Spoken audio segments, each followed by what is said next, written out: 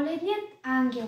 Коледа ли? Тя е прекрасна, пълна с любов, с уханието на незаменимото семейство и топлия, уютен дом. А заговорим ли за подаръци? Всички мълчугани се втурват към празнично украсената вълшебна елха и видят ли ги родителите, взема ги чувството за щастие и започват да се смеят, сякаш и те са като тях. Припомнят си за своето детство, как и те са правили купища сладки и как любопитно са гледали през малкото прозорче снегът, който затрупвал всичко по пътя си. Сещат се и за своите подаръци. Им става толкова благо, че чак забравят за грижи и тревоги и сякаш времето спира и чуват единствено детския глъч. Историите на Коледа никога не губят своята магия и сега аз ще ви разкажа една такава и съм сигурна, че що ме чуете, няма да я забравите. Някога, много отдавна, съществуваше един град. Той беше малък, но изпълнен с чудеса и красота. Намираше се на едно наистина райско място на земята. Ограждаха го 4 гигантски планини. Природата там беше много богата и плодородна. Всяко едно животно се спираше в този град и някак не му се тръгваше оттам. Вълшебни водопади спускаха водите си, образувайки прекрасна мелодия. Чудни пеперуди танцуваха валс със своите пъстри крила, а цветята бяха огромни и вирееха над свежата зелена трева. Името на града беше Капчица и жителите в него обожаваха Коледа. На този светъл празник те подготвяха от всичко по много, но най-вълнуващ беше коледния базар, който организираше градчето. Там продаваха плодови бастунчета, захарни памуци, коледни меденки, топли кораби и безброй други сладки изкушения.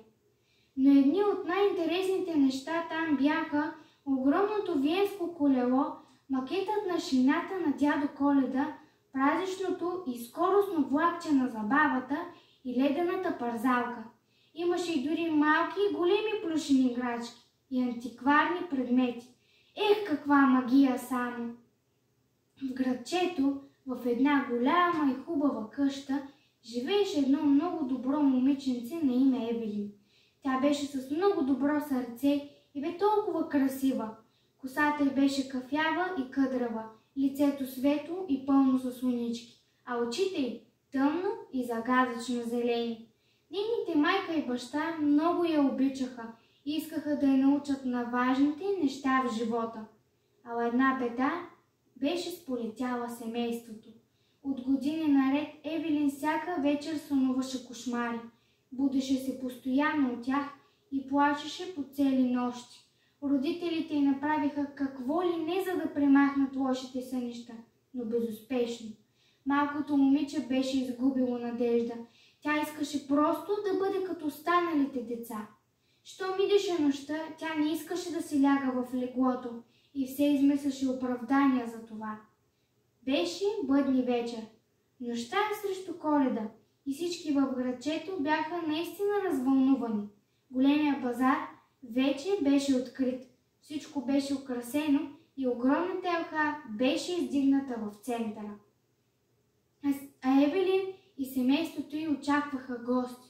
Но малкото момиче не беше особено щастливо. Тя знаеше какво я чака в онова нейно легло и се опитваше да прикрие тъгата в очите си. Майка й търчеше навсякъде и бързо подреждаше трапезата с постните ястия, които тя бе току-що сготвила. А баща й чевръсто бършеше запотените прозорци и от време на време хвърляше по едно око на улицата дали не идват лелята, чичото и братовчеда на дъщеря му. И точно след минути на вратата се позвъни. Това, разбира се, бяха и дългоочакваните гости. Евелин се зарадва, като видя близките си хора и ги прегърна, но точно след миг отново тъгата я взе. И все пак тя си казваше: скоро ще е Коледа и може да имам шанс да се измъкна от тези кошмари. Полунощ наближаваше и вече сити всички се отправиха към базара, за да се изберат коледни подаръци и да се позабавляват. Така се и случи. Евелин и братовчети обиколиха всеки един атракцион и бяха наистина много щастливи. След всичко това дойде моментът и за подаръците. Някои се избраха чудни декорации, а малкото момиче се загледа в един фенер. Мамо, виж този фенер, не е ли толкова красив? Каза възхитена Евелин. Да, наистина е така, но това ли искаш като подарък? Отвърна объркано майка й. Ами да, когато го погледнах, сякаш усетих магия. Сигурна съм, че не е съвсем обикновен. И малкото момиче изобщо не грешеше. Фенерът, който й купиха, беше прекрасен. Имаше златни орнаменти и по стъклото му бяха изрисувани чудни форми. След малко часовниковата кула в града удари камбаната и това беше знак, че е вече полунощ. Семейството побърза да се прибере от дома, но Евелин още от сега я побиваха тръпки. Ужасът за нея настъпваше и тя не можеше да си намери място от тревога. Когато се прибраха всички, облякоха пижамите си и изморени легнаха. Както всяка вечер, родителите на Евелин я целунаха по къдравата коса, пожелаха и спокойна нощ и се отправиха към кревата си.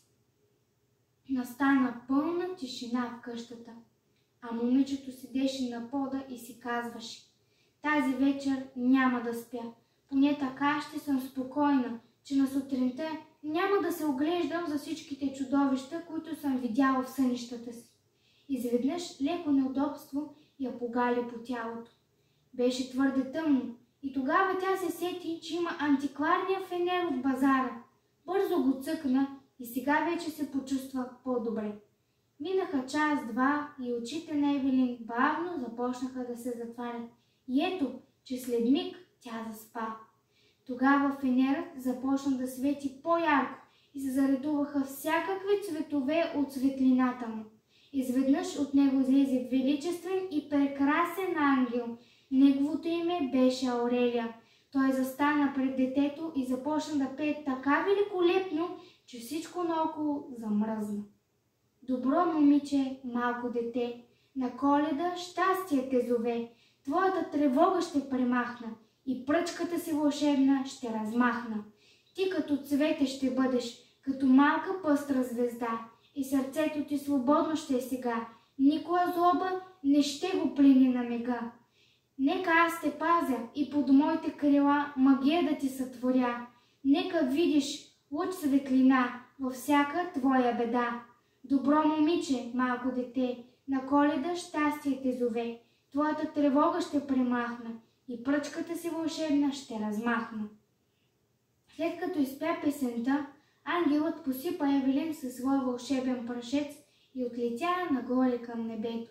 Той беше спасителят на момичето и я избави от неописуемите кошмари и избъдна нейната най-съкровенна мечта.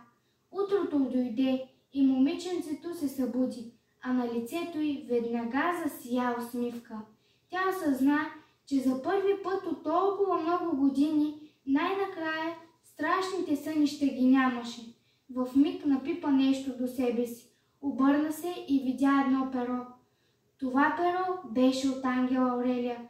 Момичето го взе нежно, отвори прозореца и тихо прошепна: който и да си ти, най-големия коледен подарък за мен е, че ме измъкна от лошите кошмари. Фенера в стаята продължаваше да свети, а Евелин вярваше, че в него се крие нейното коледно вълшебство.